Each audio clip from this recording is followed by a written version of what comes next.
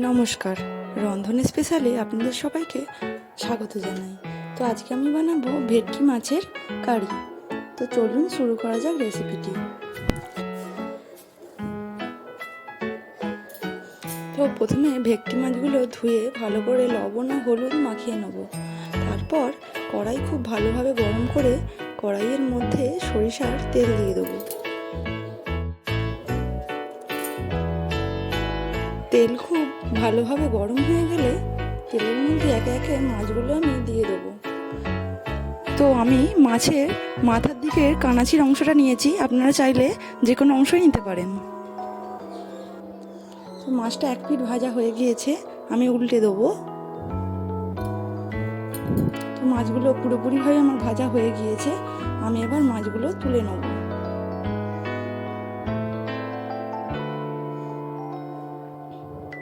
এই যে দেখুন, মাছগুলো কিন্তু আমার ভাজা হয়ে গিয়েছে।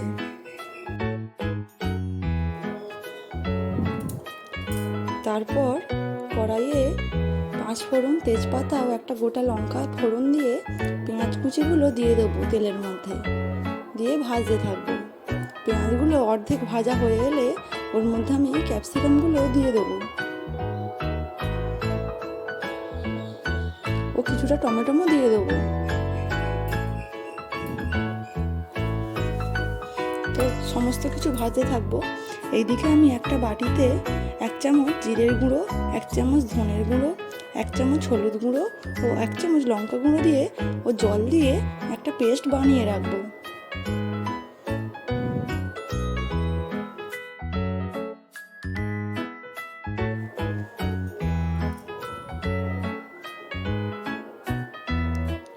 তারপরে সমস্ত কিছু ভাজা হয়ে গেলে ওর মধ্যে আমি 2 চা চামচ পেঁয়াজ বাটা দিয়ে দেবো। পেঁয়াজটা কিন্তু খুব ভালোভাবে ভাজতে হবে যেন কাঁচা গন্ধ না থাকে। তারপরে আমি বাটাটা ভাজা হয়ে গেলে আমি আদা রসুন বাটা 2 চামচ মতো দিয়ে দেবো। তো সমস্ত কিছু ভালোভাবে ভাজা হয়ে গেলে যে পেস্ট আমি বানিয়ে রেখেছিলাম মশলার, সেটা দিয়ে দেবো, দিয়ে এবার ভাজতে থাকবো।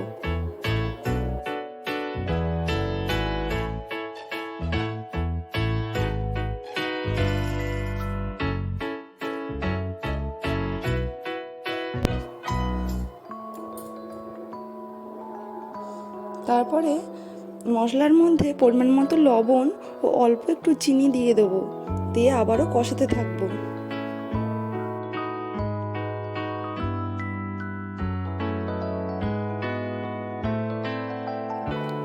তারপরে মশলা খুব ভালোভাবে কষিয়ে নিয়ে অল্প করে মশলার মধ্যে জল দিয়ে ঝোলটাকে পাতলা করে নিয়ে মাছগুলোকে আমি একে একে দিয়ে দেবো মশলার মধ্যে, দিয়ে ভালোভাবে ফোটাতে থাকবো 2 থেকে 3 মিনিট। তারপরে আমি একটু গরম মশলা বাটা দিয়ে দেবো। আপনারা চাইলে এখানে গুঁড়ো মশলাও দিয়ে দিতে পারেন, গুঁড়ো গরম মশলা।